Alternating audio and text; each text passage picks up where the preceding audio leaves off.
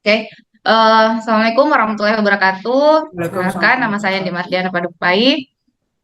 Terima kasih untuk semua Bapak Ibu yang telah hadir untuk mengikuti kegiatan rutin kami di perpustakaan. Eh, Kali ini kita akan membahas tentang teknik bibliometrik analisis untuk mendukung penelitian dan publikasi ilmiah dosen maupun mahasiswa yang dimana nanti akan dipaparkan secara langsung oleh Ibu Nur Hayati SIIP.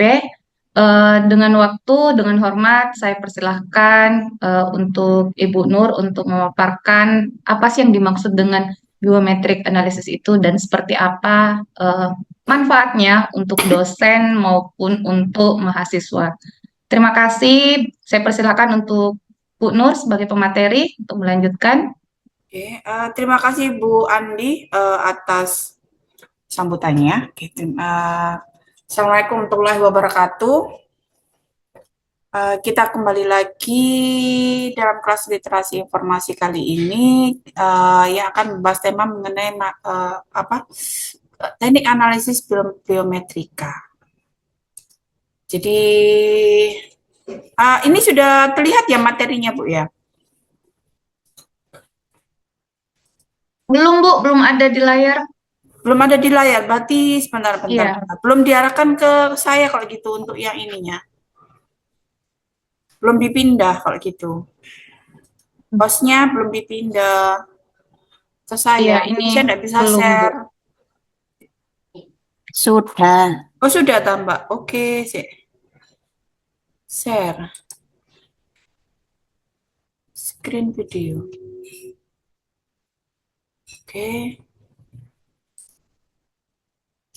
sudah ya. Screen. Sudah.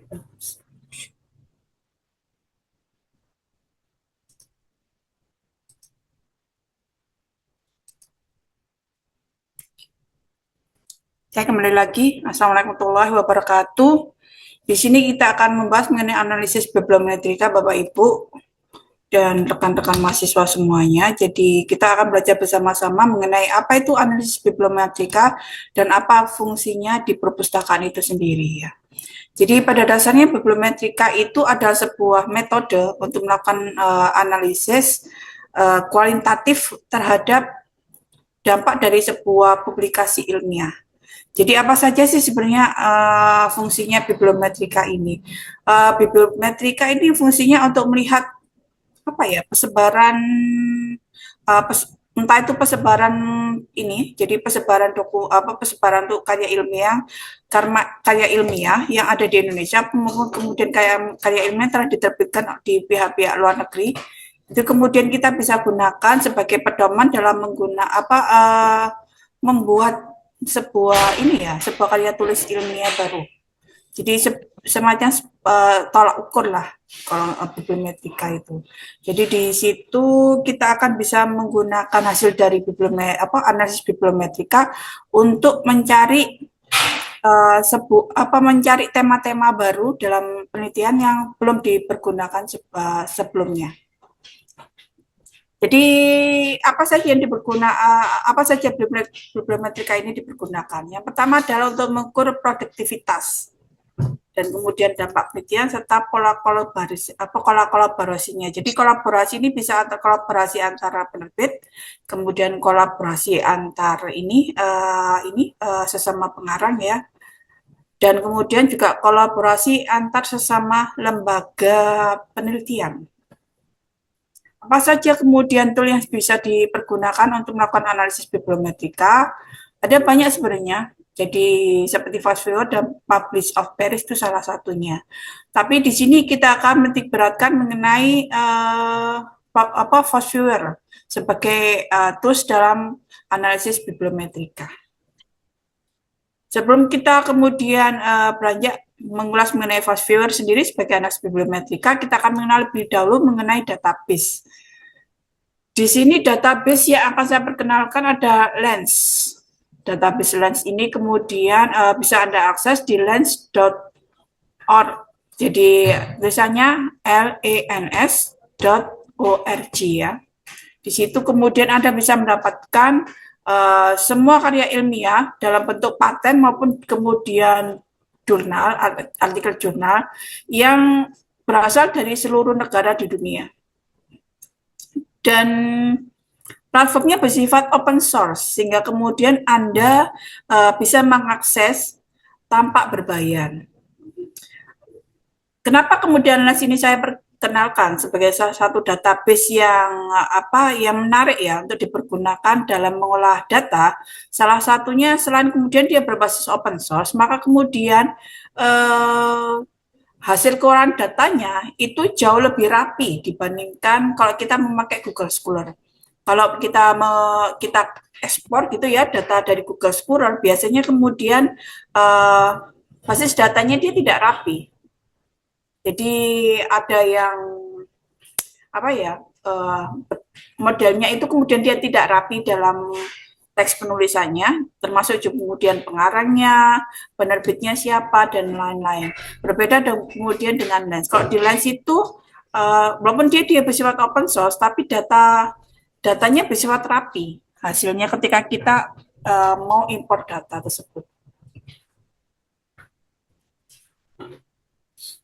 Di Lens itu, selain sebagai alat pencarian publikasi ilmiah maupun paten, maka kemudian kita juga bisa menggunakannya sebagai alat analisis bibliometrik. Jadi ada jadi ada tools yang ada di Lens yang kemudian kita bisa pergunakan sebagai analisis bibliometrika dasar. Jadi apa saja yang ada di Lens itu?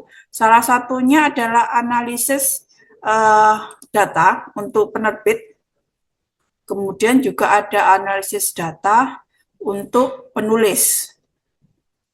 Ada beberapa tipe yang kemudian kita bisa melihat keterkaitan data antar antar penerbit maupun kemudian antar pengarang. Saya lihatkan contohnya terlebih dahulu. Oke, bentar.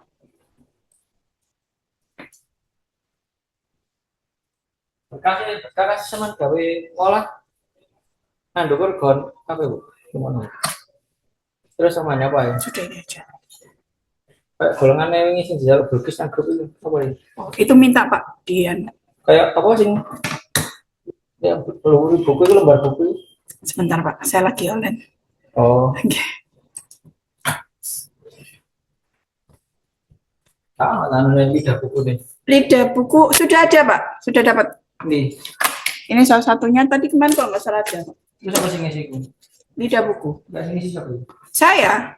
Ya, saya lagi ngisi. Oke, balik lagi. Mohon maaf sebelumnya. Jadi di sini kita akan membahas lebih lanjut mengenai Lens ya. Jadi Lens .organization ini bisa diakses di sini nggih. Jadi lens.org. Di sini saya akan memperkenalkan salah satu tema yaitu berkaitan dengan masalah hoax dan artificial intelligence.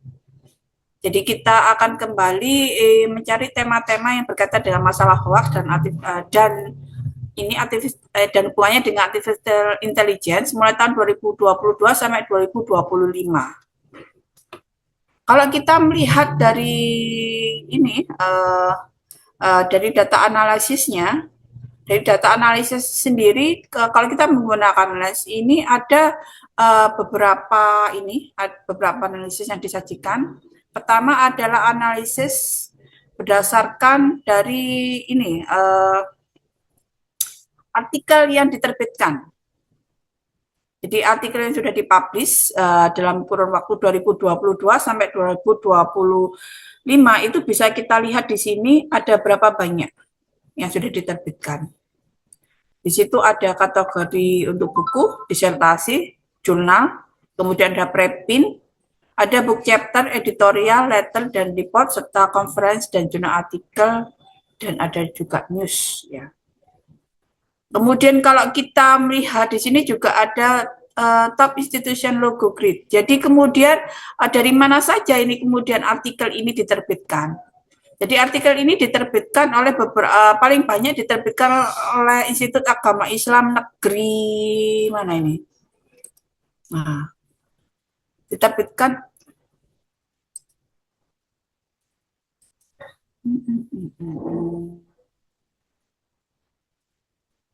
mohon maaf, kayaknya agak lambat juga untuk jaringannya. Nah, oke. Diterbitkan oleh Institut Agama Islam Negeri Bengkulu dengan 5 artikel jurnal yang telah diterbitkan di tahun 2022 sampai 2025. Baru kemudian ada 5 besar di sini. Selain dari Negeri Islam Bengkulu, ada juga Universitas Islam Madura, kemudian Universitas 11 Maret, ada IAIN Sunan Kudus, dan ada Bank Indonesia. Yang masing-masing dari keempat institusi ini mengeluarkan 1 artikel jurnal dalam kurun waktu 3 tahun tersebut. Ada kemudian pemisahan analisis berdasarkan tipe publikasinya. Ada preprint, ada juga jurnal. Lebih banyak kemudian, Mas, tasnya.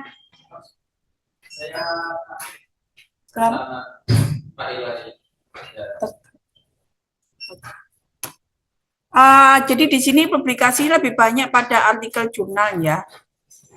Dengan pengarang paling banyak yang memproduksi adalah ada beberapa ini 1, 2, 3, 4, 5, 6, 7, 8, 15 ada 15 autor yang masing-masing menerbitkan dokumennya di kurun waktu 3 tahun tersebut.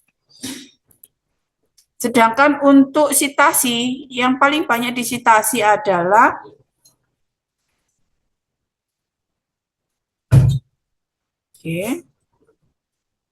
yang paling banyak disitasi ini adalah konsep pendidikan Tazkiyatun Nafs, studi analisis penguatan, peran perguruan tinggi Islam di era disrupsi.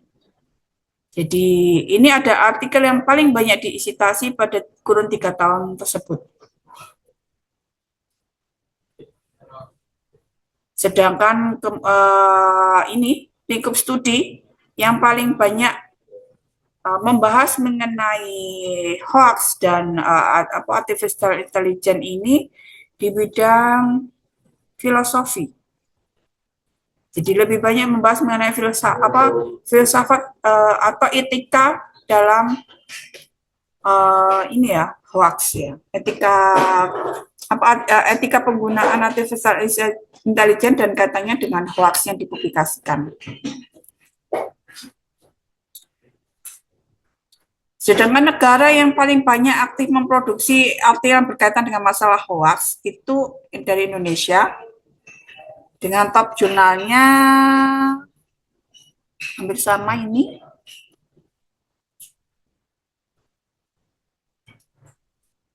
Ini dari Amali Indonesian Journal of Community Research and Engagement. Kemudian ada Fikrotuna, Jurnal Pendidikan dan Manajemen Islam. Kemudian ada Jurnal Gamaliel Teologi dan Jurnal Pijar, yaitu Jurnal Pendidikan dan Pengajaran. Oke. Jadi itu beberapa analisis yang dasar yang bisa dipergunakan untuk melihat lingkup subjek mana yang kemudian lebih banyak dibahas ya. Jadi dari situ kemudian kita bisa membuat sebuah mapping atau pemetaan, kira-kira mana kemudian tema apa yang paling menarik untuk dipakai dalam kaitannya ini ya. Jadi kaitannya dengan lingkup studi yang akan kita pelajari. Jadi di sini ada political science, ada humanities, ada computer science, ada sosiologi, dan paling banyak itu filosofi. Sedangkan yang berkaitan dengan World Wide Web itu ada 2. Ada 2 lembaga yang ada 2 artikel yang berkaitan dengan World Wide Web. Dan termasuk law itu juga ada 2 artikel yang berkaitan dengan masalah hukum. Oke, lanjut kita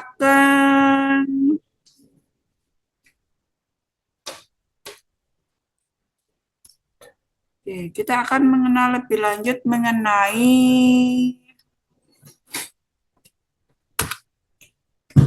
ini seperti yang saya utarakan tadi, salah satu contohnya ya. Kita akan lanjut membahas mengenai Foursquare. Jadi Foursquare adalah salah satu tools yang dipergunakan dalam proses analisis bibliometrika. Kenapa kemudian Foursquare lebih banyak dipergunakan? Pertama, dia basisnya open source ya, jadi Anda tidak perlu beli, jadi bisa menggunakan secara gratis. Terus kemudian dari situ kita bisa membuat peta visualisasi untuk bibliometrik dan lebih jelas, lebih rinci dibandingkan kalau hasil yang kalau kita menggunakan ini ya, menggunakan lens tadi.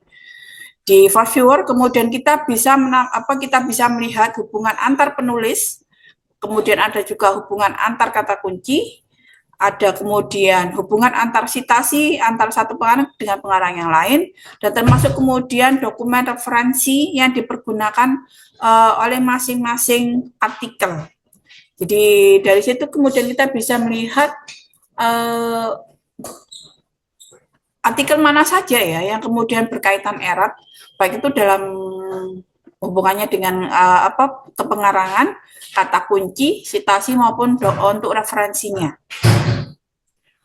Adapun Foursquare ini bisa menggunakan beragam database ya yang tersedia.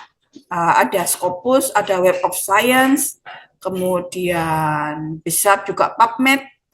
Tapi seperti yang saya perkenalkan tadi, mungkin lebih baik kalau kita menggunakan Lens karena dia basisnya open source, sehingga Anda tidak perlu membayar biaya langganan untuk penggunaan Scopus maupun web-web berbayar lainnya. Oke, lanjut. Kemudian Foursquare sendiri memudahkan kita melakukan identifikasi tren dari penelitian serta jaringan kolaborasi yang ada. Jadi dengan ini kemudian kita bisa membuat sebuah penelitian kolaborasi, dan dari situ kemudian kita bisa mengembangkan kira-kira tema apa ya yang menarik, dan kemudian yang bisa kita kolaborasikan dengan pengarang lain yang kira-kira temanya punya kesamaan dengan yang akan kita teliti. Jadi pada dasarnya kemudian kita juga memudahkan dengan Foursquare ini memudahkan kita itu untuk menyasar jurnal apa yang kemudian akan kita pergunakan dalam menerbitkan artikel yang kita tulis tadi. Karena pada dasarnya tiap jurnal itu kan mereka punya preferensi masing-masing ya dalam menerbitkan karya ilmiahnya. Jadi dengan menggunakan bibliometrik, kemudian kita bisa membuat sebuah pemetaan, kira-kira kemudian artikel apa yang saat ini artikel apa yang kemudian saat ini yang jarang diulik, dan kemudian tapi sangat menarik sebenarnya temanya itu untuk diulik lebih lanjut.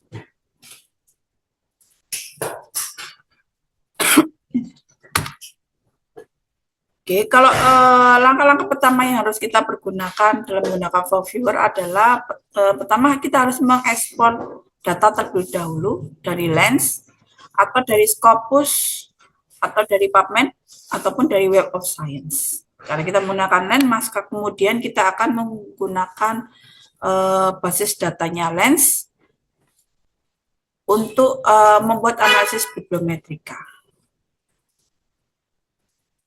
Contohnya seperti ini ya.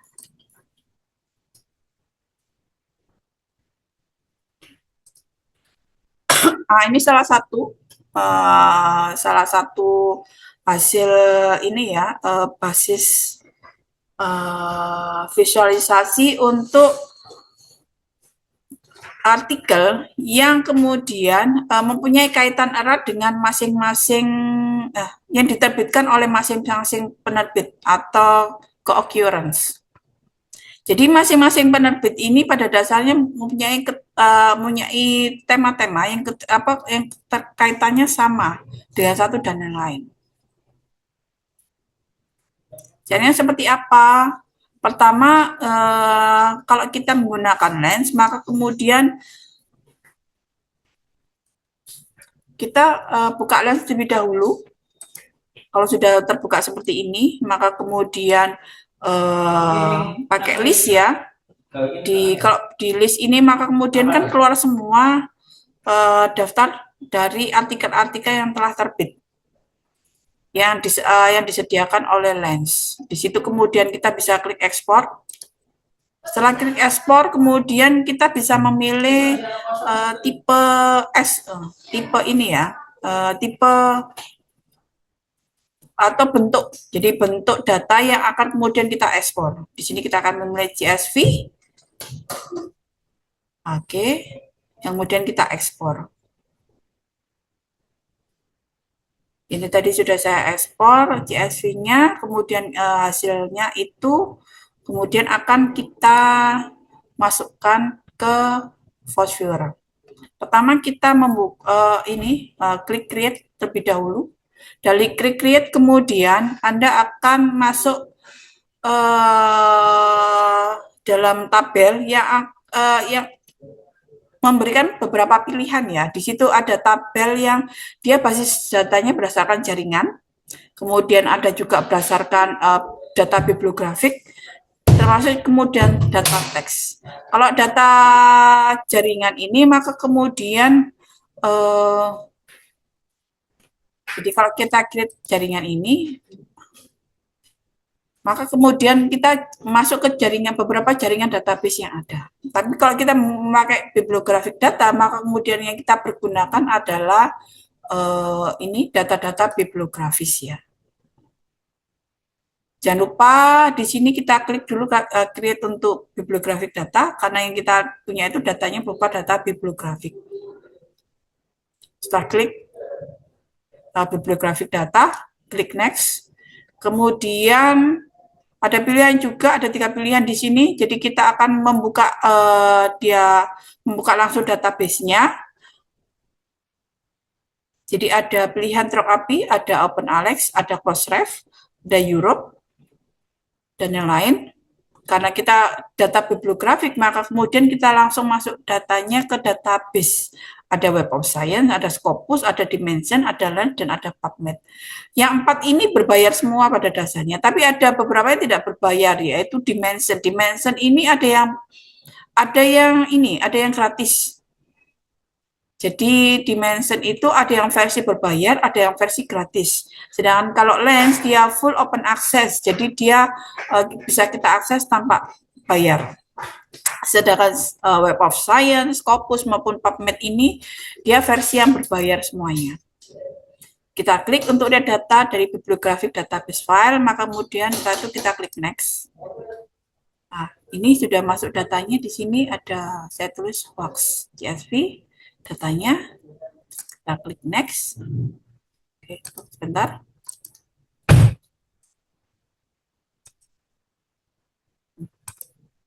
Bentar ya.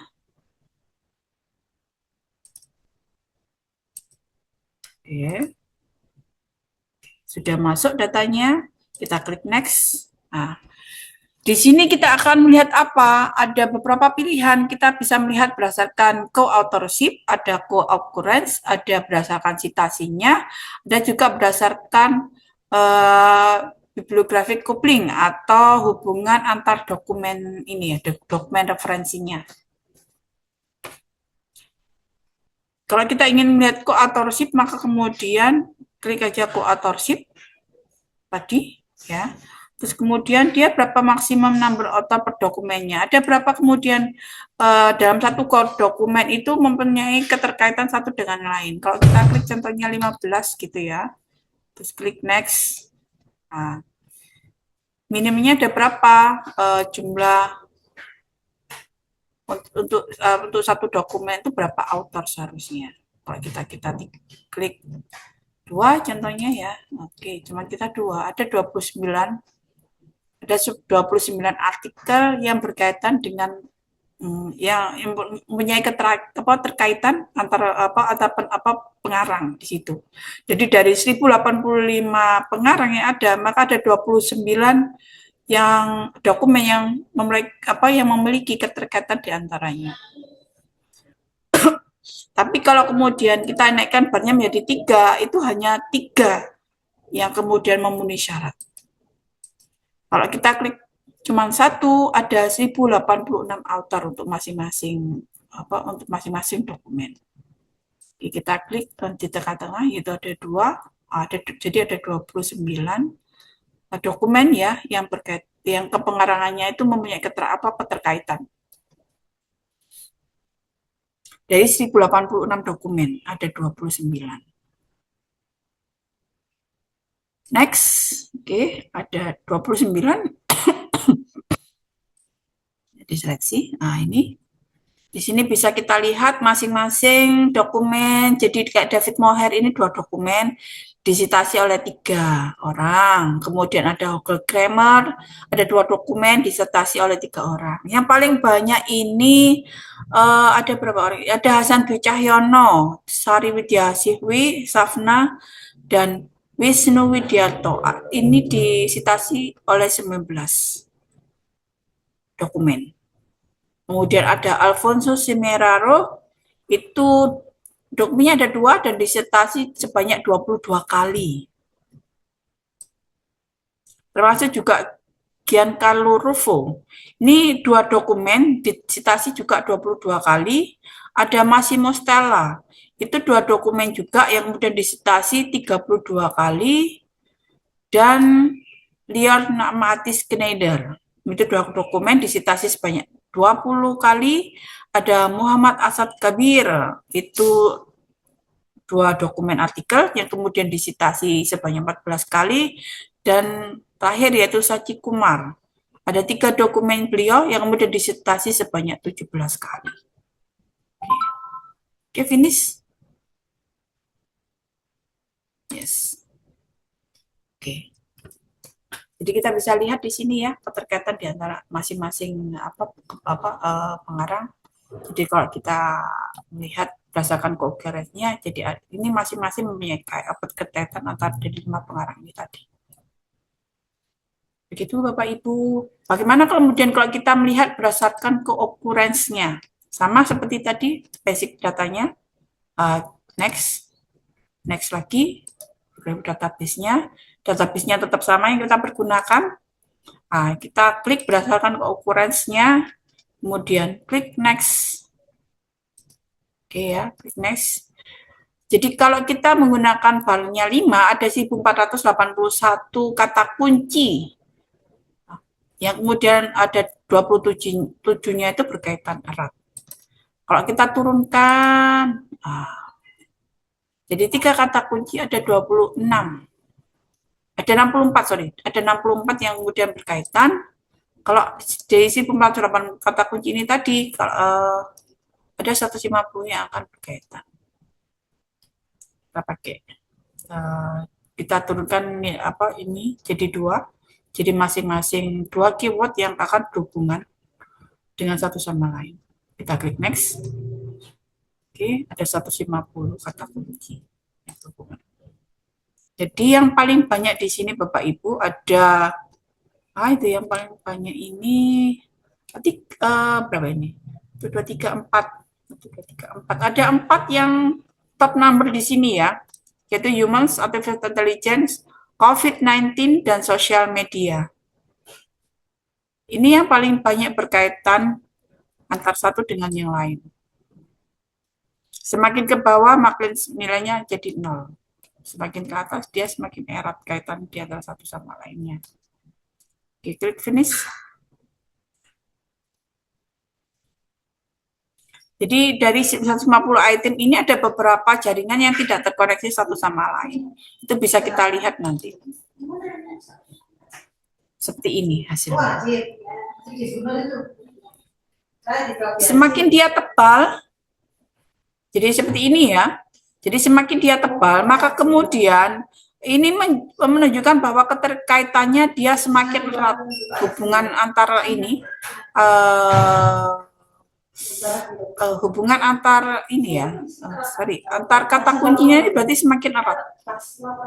Jadi semakin banyak dipergunakan kata kunci tersebut, semakin semakin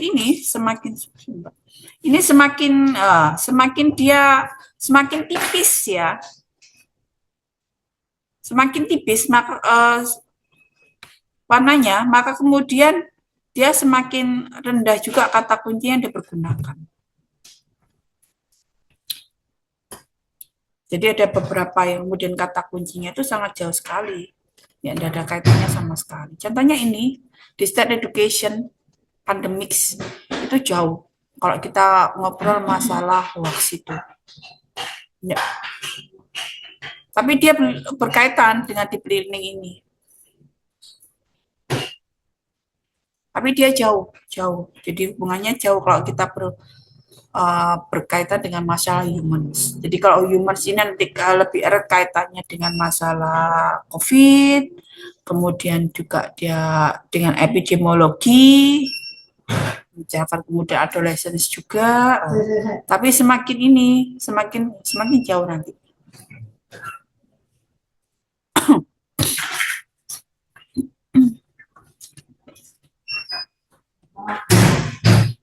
Ini berarti semakin jarang dibahas ini.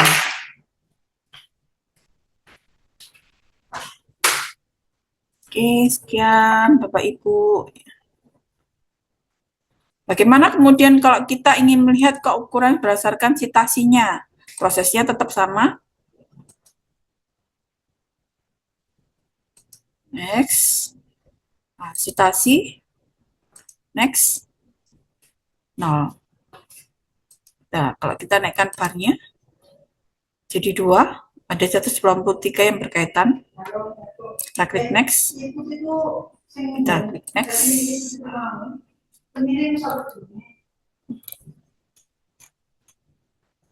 Oke. Nanti kita lihat hasilnya seperti apa nanti.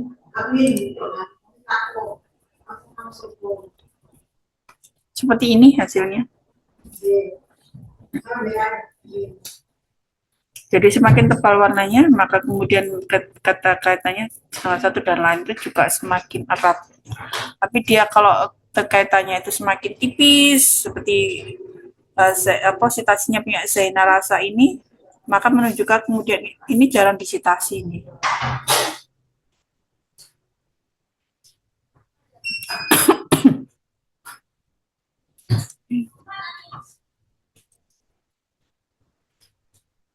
Kita juga akan melihat kalau kemudian citasi berdasarkan ini ya, bipolar coupling atau referensi. Prosesnya juga sama. Kita naikkan barnya menjadi 2. Oke, next. Next. 83 dokumen yang berkaitan satu sama lain ini. Yes.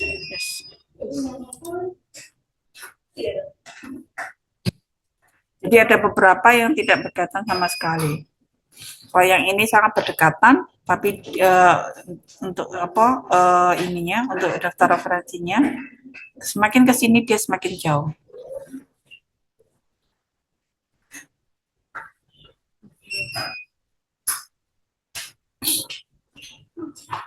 Demikian Bapak Ibu.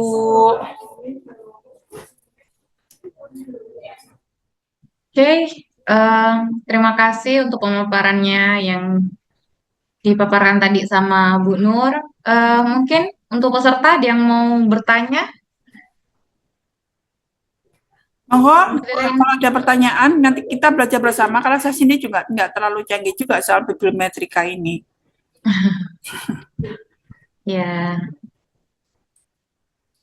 Gimana? Silakan bertanya. Buat teman-teman, mungkin ada yang mau Ditanyakan soal bibliometrika? ya, ada yang mau bertanya mungkin?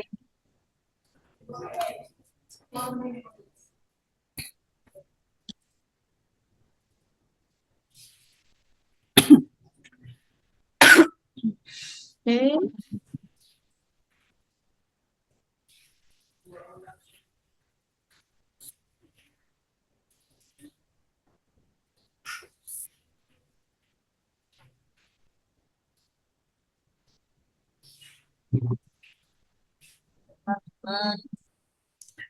Kalau Bu Andi sendiri gimana Bu penggunaan bibliometrika di antara para dosen itu sendiri?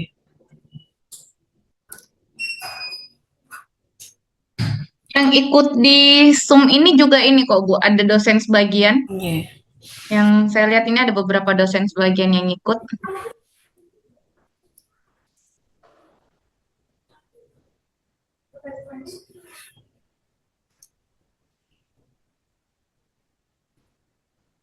Sebenarnya bibliometrika ini bukan ilmu yang baru ya, sebenarnya sudah agak lama bibliometrika Eh, ini. Cuman memang penggunaan bibliometrika itu kayaknya belum terlalu masif ya, Bu ya.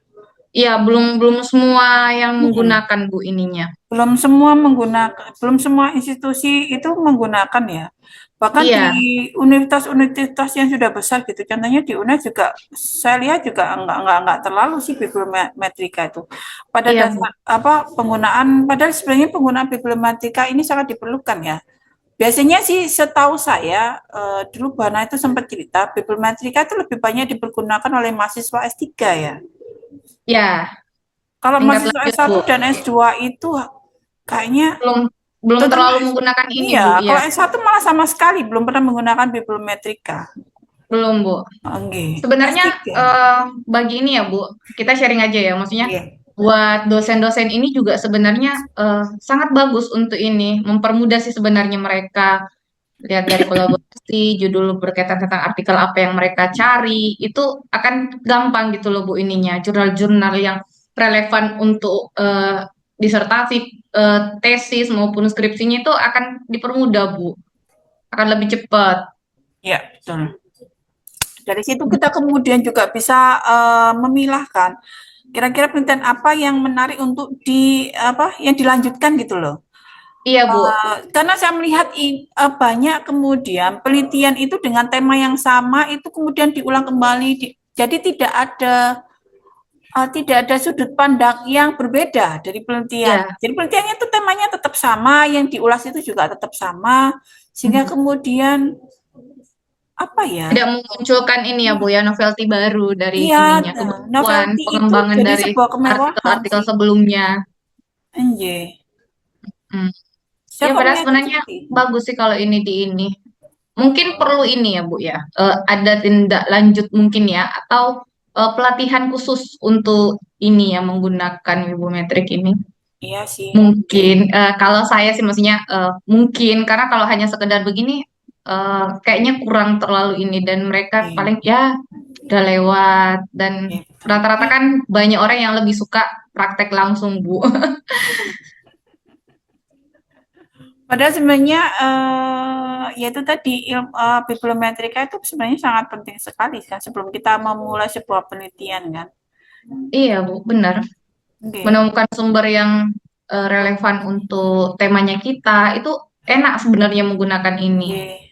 Apalagi Topik-topik apa yang lagi booming seperti itu Bu ya. apalagi kemudian untuk universitas yang dia tujuannya jadi universitas riset itu kan penggunaan bibliometrika kan seharusnya sebuah kewajiban ya. Sebenarnya di perpustakaan sendiri bibliometrika itu jadi bagian rutin ya, rutinitas yang tanggung jawabnya pustakawan juga sebenarnya menyediakan bibliometrika itu. Cuman saya Oh, lihat juga jarang Bu bahkan pustakawan sendiri enggak semuanya kemudian ngapunten ya. Jadi kayaknya buka ini buka juga. Jadi di antara pustakawan sendiri sebenarnya juga jarang yang yang paham soal bibliometrika, apalagi kemudian mempergunakannya dalam kegiatan sehari-hari. Karena saya lihat juga teman-teman lebih banyak terjebak pada rutinitas yang sama ya. iya, mungkin harus ada gebrakan baru yang dilakukan nanti, Sida, berkaitan tentang ini, peningkatan kompetensi, ya khususnya untuk penggunaan wibometrik ini, Bu. Boleh mungkin dimulai dengan Bu Andi sebagai kasih kepemeringkatan ya. Wow. Kan Ya, berhubungan ya, ini kan iya masih salah ada satunya kan hubungannya sih, Bu. meningkatkan Iya, dampak ya. iya Kalau masih berdampak dengan ini, dosen-dosennya itu kan, pemeringkatan ini. oke, betul. Kalau dosen-dosennya kemudian menghasilkan sebuah karya ilmiah yang novelty-nya sangat besar, itu kan menghasilkan dampak juga kan. Iya, benar, Bu. Mm-mm. Ya, mungkin teman-teman yang lain ada yang mau ditanyakan atau mau sharing-sharing berkaitan tentang materi kita kali ini. Saya persilahkan.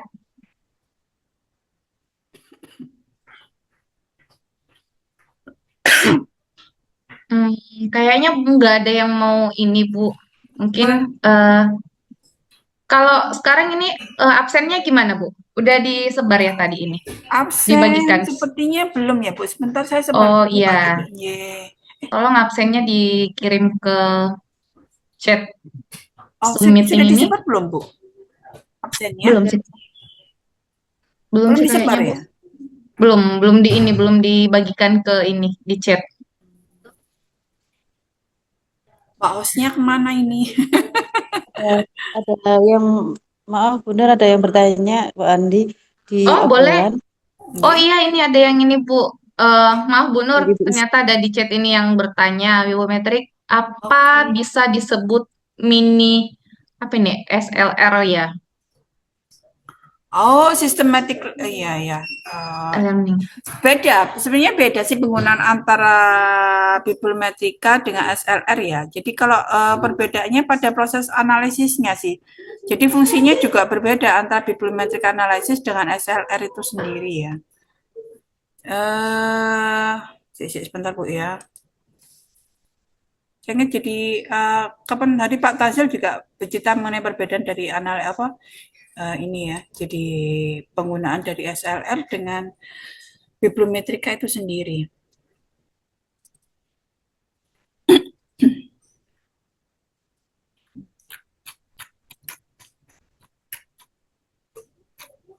Nah, jadi kalau bibliometrika sendiri itu kan kemudian kita fungsinya untuk memahami membuat mapping. Jadi ketika kita membuat mapping itu kan untuk mempermudah kita dalam memahami medan yang akan kita pakai dalam membuat sebuah karya ilmiah. Jadi kita lebih paham nanti kemudian kalau kita bibliometric analisis ini, kita mau bikin karya tulis seperti apa sih? Itu lebih paham karena sudah di mapping.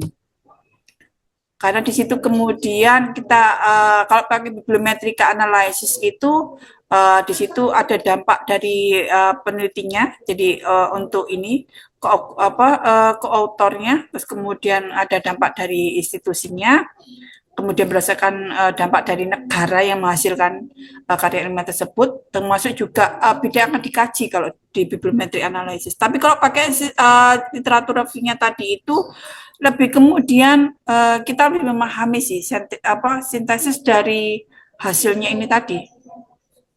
Jadi kita bisa menemukan ada riset gap-nya enggak di antara kalau di bibliometri kan kita nggak bisa menemukan gap di masing-masing. Kita cuma membandingkan saja kalau bibliometri analisis itu. Jadi ada keterkaitan hubungan antara satu peneliti ini dengan peneliti yang lainnya, dikaitannya dengan kemudian dokumennya dan digunakan itu apa, apakah kemudian kesamaan referensi kah atau kesamaan kata kunci dan lain-lain. Tapi kalau pakai systematic lateral review ini kita bisa kemudian lebih memahami antar artikel itu bukan antar artikel ya. Jadi antar tema ini apa kemudian ada gap yang kemudian itu bisa kita masuk di celah-celah di antaranya. Paham ya Bu maksudnya ya? Oke, masuk Mbak Nur. Bisa. Caranya kan begitu Bu. Iya, oke. Aku mau coy iki, tenang ya. Langgeng, caranya kan Minta begitu. itunya ya. Jadi kan bedanya antara bibliometrik, kalau bibliometrik kan cuma mencari kaitan antar ini aja, kaitan antar penerbitnya Kak, kaitan kalau pakai Lens itu kan kita bisa juga termasuk di antaranya kan ada fasilitas bibliometrik analisisnya. Tapi kalau SLR kan ini lebih jauh lagi kalau pakai SLR itu. SLR itu kan kita bisa merumuskan penelitiannya akan dilanjutkan. Kan berasal dari kemudian awalnya dari bibliometrik analisis ini nanti kemudian lanjut ke SLR. Ya, cuman mencari sumber-sumber aja kalau Betul, bikin. betul, betul. Kalau SLR menemukan Oh, kan. betul. Yes, oke. Menemukan Aku minta keunikannya. PPT-nya ya. Nggih. Aku kemarin bikin bibliometrik, Mbak Ya. Nur, yang terkait Human Resource Management. Hanya memang belum dari itu belum tak kembangkan sih gitu loh. Hmm. Terus kesulitannya di mana, Bu? Apa? Kesulitannya di mana biasanya kalau di bibliometrika ini? Kesulitannya, Mm-mm. oh yang menemukan kita mau pakai sumber yang mau kita bandingkan itu. Kan aku nggak seahli Anda-Anda ya. Artinya kalau mau sumbernya apa Scopus gitu kan, ya nyari semua yang harus Scopus, mau tahun berapa atau dan sebagainya kan harus seperti itu. Ya Nggih. tetap nyarinya kan ya tetap baca kalau belum punya ilmunya. Iya sih, cuman Gitu. kalau kita pakai SLR memang lebih cepat, Bu, sebenarnya. Kalau SLR Ya, kan di situ sudah membandingkan kan antara mm-mm. artikel itu masing-masing Iya, nanti dia kelemahannya di mana. mm-mm. Jadi kan Ya, sumber untuk entry datanya itu, materinya itu. sumber entry datanya kalau SLR itu biasanya pakai ini, Bu, bisa pakai datanya dari bibliometrik. Mm-mm. Bibliometrik itu bisa dipakai datanya kemudian Ya, untuk nyari di SLR itu. mm-mm. Iya, yes. Oke, makasih Mbak Nur. Aku minta PPT-nya yuk. Oh, nggih, nggih, nggih. Bu Adik, salam Iya, kenal. Bu. Selamat kenal, Bu Isna. Iya, saya di LKUI. Saya kemarin tuh kesulitan nyari ranking-ranking Umsida itu loh. Umsida itu ranking apa aja sih? Ini saya bilang teman-teman tuh ada ibu kasih perankingan. Jadi paling paham ranking Umsida itu apa aja. Monggo, Bu. Iya. Boleh bagian tempat curhat di sini, silakan.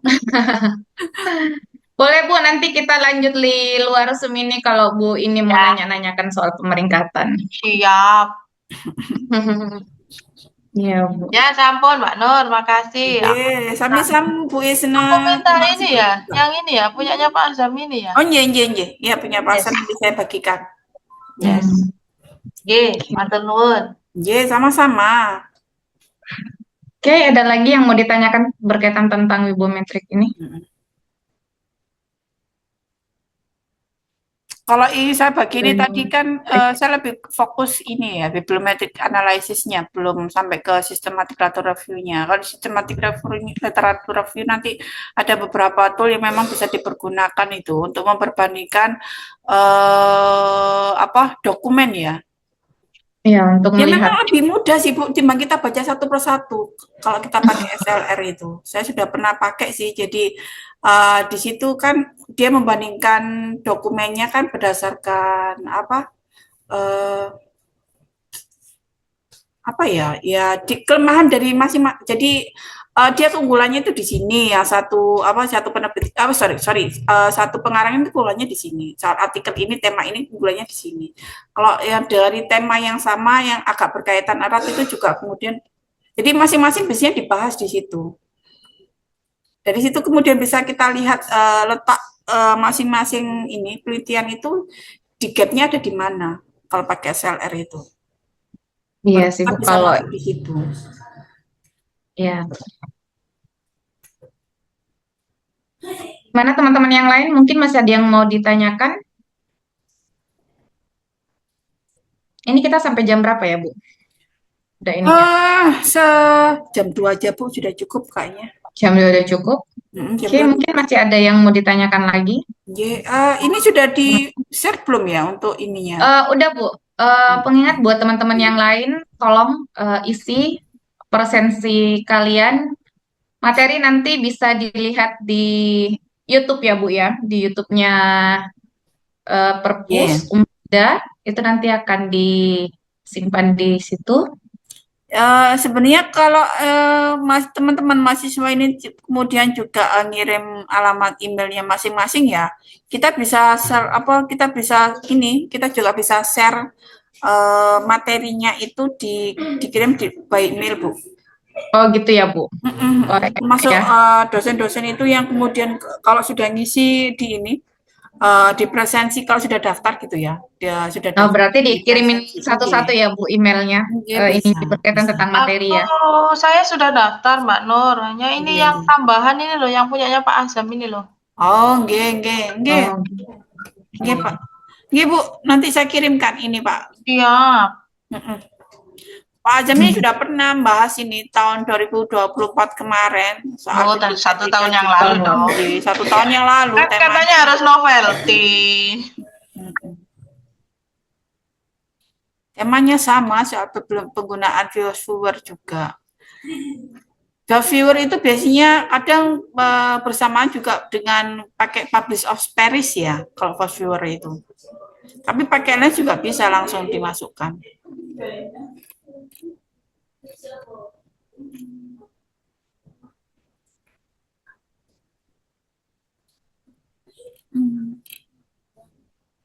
Oke. Jadi ini beberapa tambahan ya dari materinya Pak Azam itu. Jadi ketika kita menggunakan kata kuncinya bisa menggunakan ini logaritma. Oh, oke. Boolean logic itu loh Bu. Kita bisa menggunakan boolean logic itu, boolean logicnya itu bisa pakai tanda kutip di atas. Kalau Oh data berarti ada itu kode-kode fungsinya tertentu ya mempersempit. Bu untuk ini, Mm-mm. untuk mencari sesuatu Iya betul, ininya. untuk pencarian informasi. Saya sudah pernah ngisi sih, untuk pencarian informasi itu biasanya kita pakai Boolean logic ya. Jadi Boolean logic Boleh. itu kita bisa pakai tanda kutip di atas, itu untuk mempersempit area pencarian. Kalau kita nggak pakai Oke. tanda kutip, maka kemudian kemana-mana. Contohnya manajemen pendidikan Islam lah. Gitu. Iya. Maka kemudian itu bisa 3 kata kunci yang keluar. Manajemen pendidikan, jadi manajemen sendiri, pendidikan sendiri, Islam sendiri.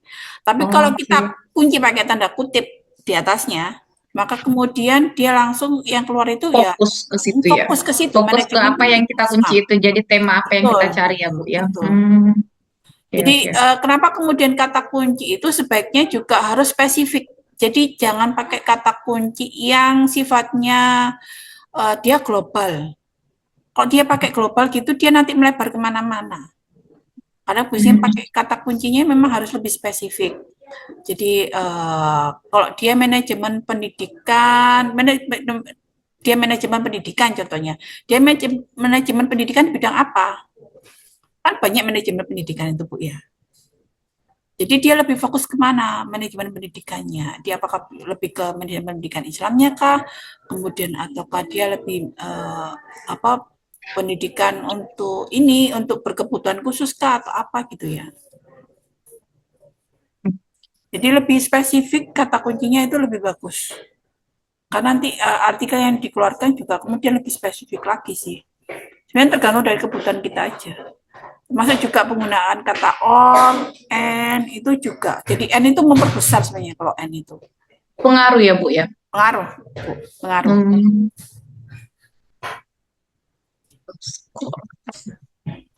Ini sudah pernah saya berikan juga, jadi di konsentrasi informasi untuk pencarian ini ya, pencarian informasi. Hmm. Jadi layanan pencarian informasi di situ kemudian saya juga bagi tips mengenai pemakaian Boolean logic dalam proses pencarian informasi atau penelusuran informasi.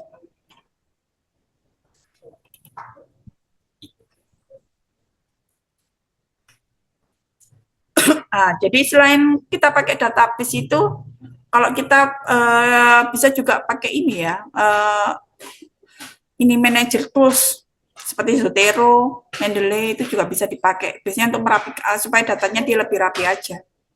Iya. Biasanya kalau pakai Google Scholar kan dia tidak rapi Bu. Kan harus ditata lebih dahulu kan kalau kita pakai Google Scholar gitu datanya. Tapi datanya biasanya pertama dia tidak lengkap, kedua juga kemudian dia tidak rapi datanya itu. Berbeda kan kemudian kalau kita pakai yang database berbayar. Kalau berbayar itu memang datanya benar-benar sudah rapi hasil keluarannya itu.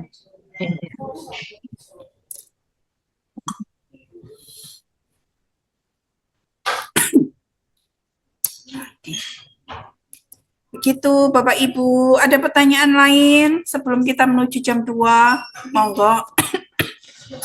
Berarti materi yang Pak Asam ini nanti dibagi juga ya Bu ya? Boleh, ingin nanti saya bagikan materinya, Bu. Oke. Ampun, saya izin dulu Mana ya. teman-teman mungkin udah ini ya, Oke, monggo Ibu. lagi. Terima kasih banyak. Makasih Bu. Buat teman-teman Sama-sama, mungkin Bu Andi. udah ini masih ada yang mau ditanyakan?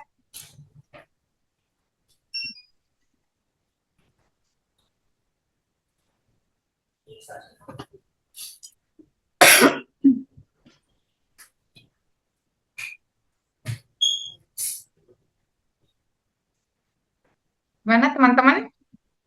Yang lain ada yang mau ditanyakan atau sudah cukup ya? Intinya kayak gini. Kalau biometrik itu adalah alat yang biasanya digunakan sebagai pengumpulan atau menganalisis data berkaitan tentang publikasi. Kalau yang ditanyakan tadi, kalau SEL itu berkaitan tentang hasil atau narasi yang dikumpulkan oleh biometrik untuk membangun argumen dalam sebuah penelitian. Mungkin seperti itu yang dapat saya simpulkan dari ini. Dua perbedaan itu, biometrik dengan SEL itu. Mana teman-teman?